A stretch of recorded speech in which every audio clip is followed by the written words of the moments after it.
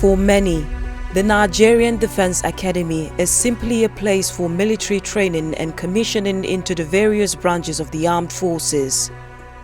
However, for one group of esteemed men who have come to truly understand what bravery means, the NDA is far more than just a military institution. To them, it is a place where boys like them, old boys today, are molded into men and men into heroes and defenders of Nigeria's sovereignty. Here, loyalty and valor are at the core of their duty to their fatherland. In 1986, the prestigious Nigerian Defense Academy welcomed the 38 regular course, a set of young men who began military and academic training with the goal of serving in the various services of the armed forces of Nigeria. This course was forged in the fires of duty, camaraderie, and unyielding patriotism.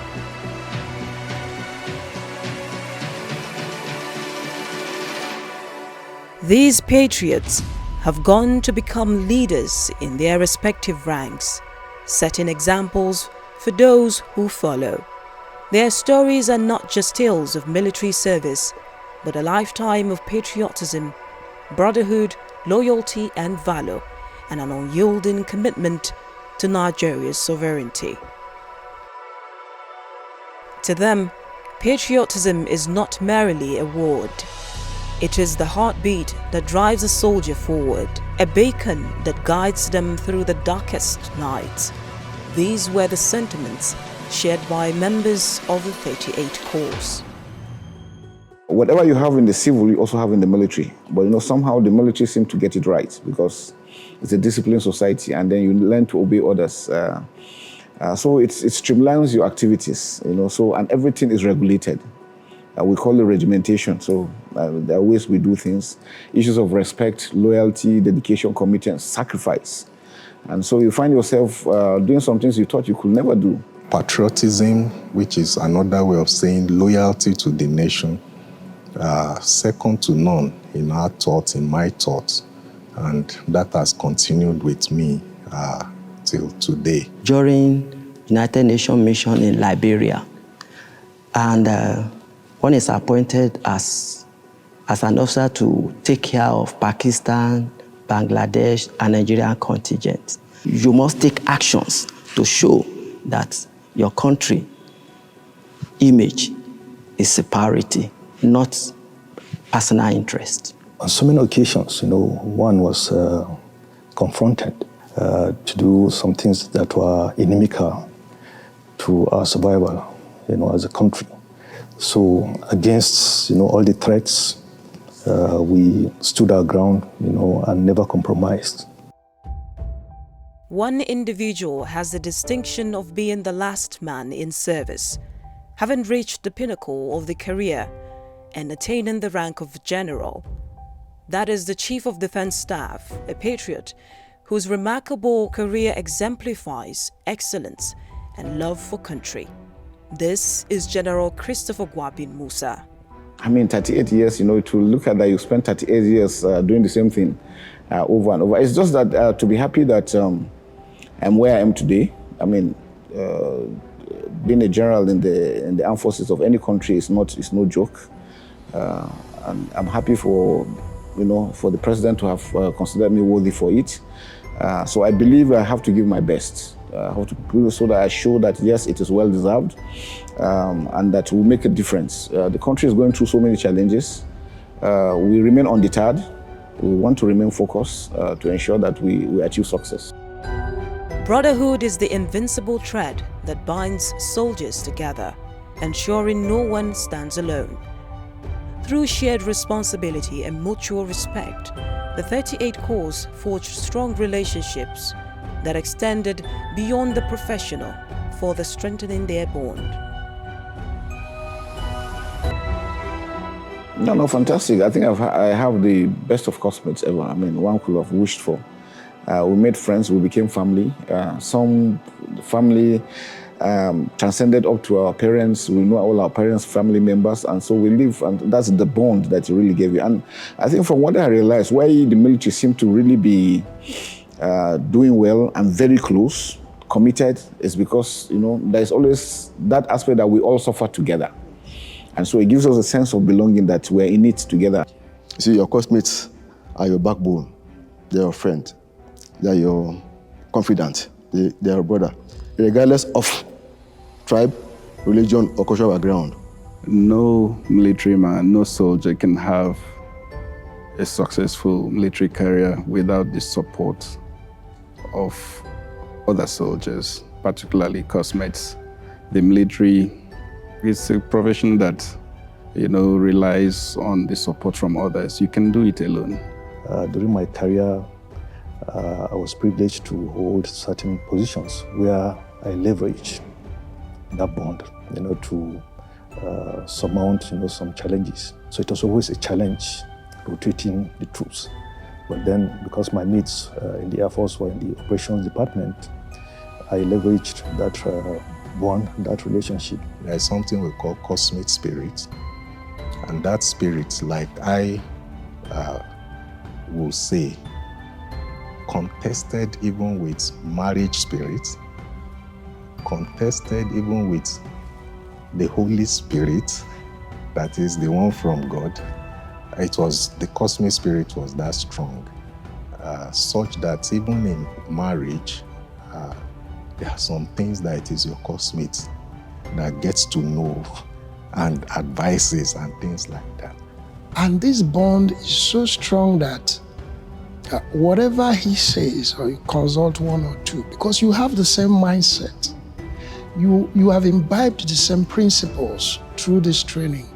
And so you reason alike. And it's most likely that whatever advice your classmates gives you would be most appropriate.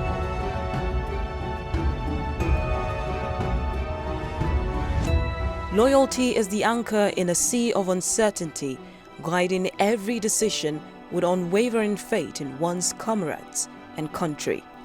A soldier's loyalty to their nation cannot be overstated, as it defines their duty and upholds their integrity throughout their career. If you are not loyal, you have no business being in the Armed Forces of Nigeria. And the training in the academy is such that along the line, when you are being trained, if you are not loyal, the system will find that you are not loyal and you'll be weeded out of the system. In a certain society where things have gone wrong, I will cite an example, for instance. When I was the commander forward operations base in Badagry, being a border town, a lot of things happened there. But some of us said no. You see, it is the little drops of water that make the mighty ocean. Failure to do the right thing here, in spite of all the enticing things that could make you compromise, we insisted. This will not happen under my watch. As a naval officer, we had a lot of deployments right from our young officers' days and even up to the time of retirement as an admiral.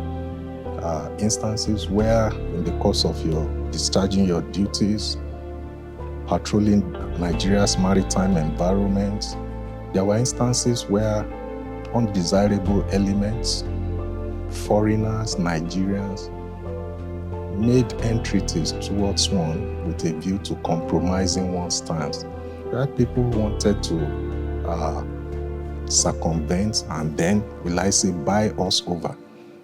But because of the values I imbibed personally and my trust in the assignment my country has given me, I was able to resist. Most times people mistake loyalty to mean being loyal to a person. Most times for me, loyalty was about the institution. Of course, sometimes you need to show loyalty to your superiors, your subordinates, your peers. But the ultimate aim is to strengthen the institution, to make it better. Loyalty to nation is unquestionable. That's what we are taught. And from academy, value, honesty, integrity, these are values that, drives us all through. And that's the important aspect, and that's what makes the military a lot different, because we always look at what is best for our country, not for self, but for country. Distinguished members of the 38 Corps share a common trait in their line of duty. They have consistently demonstrated valor in the face of adversity. It's leadership by example. That's always been my philosophy. Leaderable, whatever I want somebody else to do, I will also equally do, so that he knows that I'm not telling him something that's impossible. There have been several circumstances. You see, you need that courage, but then you have to be principled. When you see things going the wrong way, and probably the big boss there, they say your boss is always right, but you need that courage to tell him, sir, this one is not correct. If you can refer him to the relevant section, you do. Gone are the days of zombie. I was just obeying order. No, we're not zombies. You see, for me, courage is not just the display of physical gallantry or fearless disposition. Courage also speaks to speaking truth to power, saying things with conviction, standing up for what is right. In terms of physical courage, I will go back to the time I served in Exec in Liberia. And there was this particular instance that a platoon of our forces was cut off in a place they call Camp 32 in the rubber plantations of Liberia. And the NPFL rebels took over the whole route to that location. They were isolated for more than 24 hours, and some of them were injured, needing urgent medical treatment. It was a tough situation today to rescue them, but when our unit was called to use a particular weapon that we were known to have in that mission, even when it was nighttime, we braced all the odds and went to rescue them. During my tour of duty in the Niger Delta, as young officers were confronted with a lot of challenges, from criminal elements, from militants. And as a matter of fact, I recall 2 instances where I almost lost my life. We were ambushed, at some point by the militants. We were able to regulate ourselves, from the ambush. Unfortunately, we lost some soldiers. We go out on patrols. A lot of dangers out there, with your men, night, day, out at sea. Sometimes your communication systems are down. You can't communicate with any other person. So at such times, physical courage comes to play. Family support is the foundation upon which a soldier builds their strength, allowing them to fulfill their duty with unwavering resolve. These distinguished servicemen unanimously acknowledge that the support they received from their families greatly enhanced their ability to carry out their duties. You can't serve without a strong family support. You can't serve without stability at home.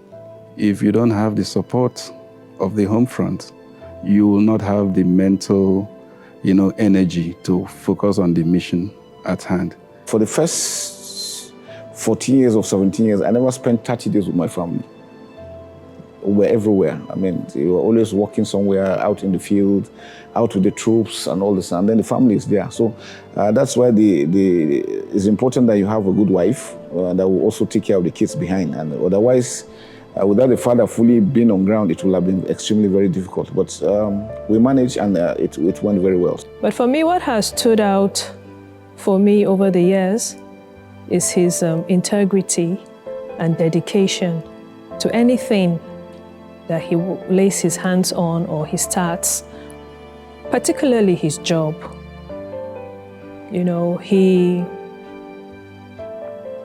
He's that kind of person that gives 110, like I said.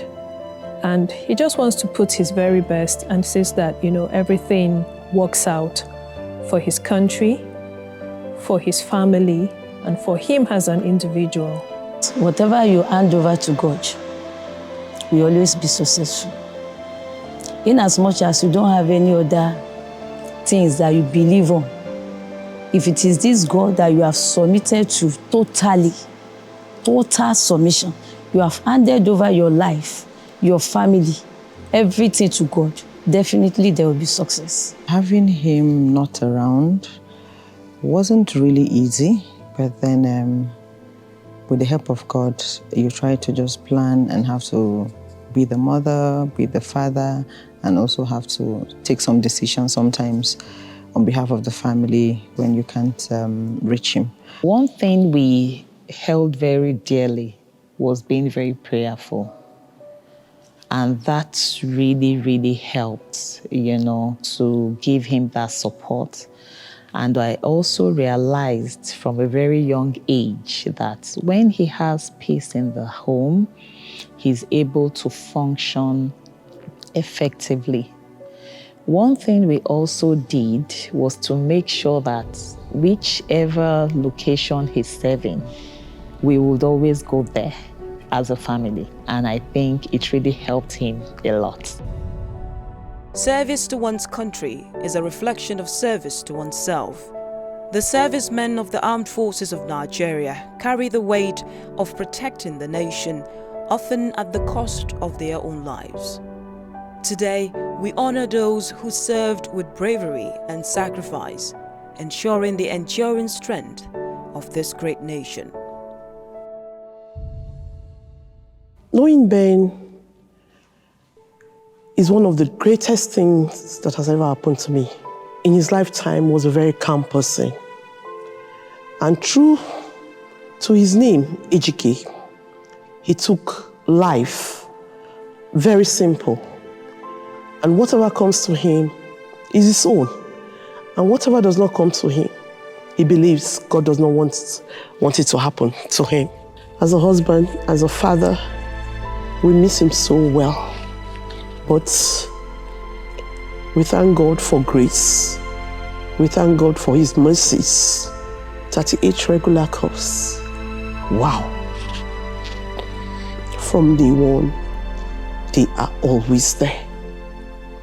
I've never picked my phone to call any one of them. And that person shunned me. I thank God for the bond of brotherhood. God bless each and every one of them for filling the gap. Members of the 38 Corps have remained connected, bound by mutual respect and shared experiences. Their advice and recommendations continue to shape the future generations of Nigeria's armed forces and their families.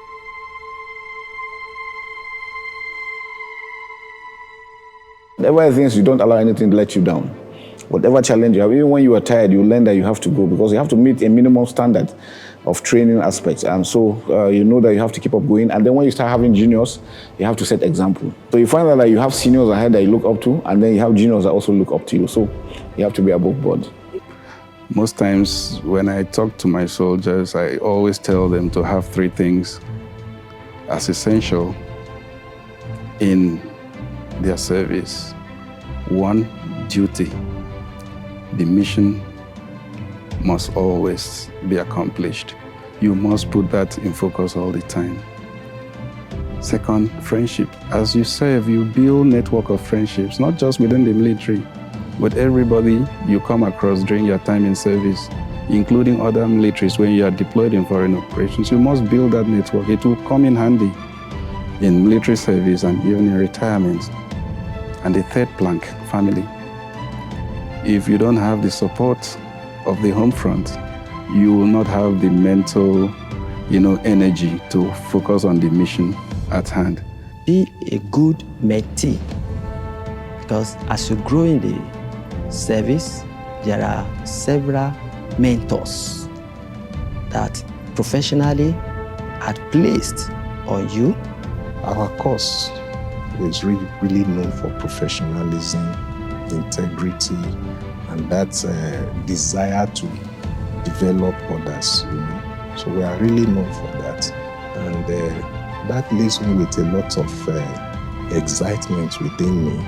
The legacy of the 38 Regular Corps is one of unwavering commitment to Nigeria, Their journey continues to inspire the next generation of leaders and defenders who will carry the torch forward.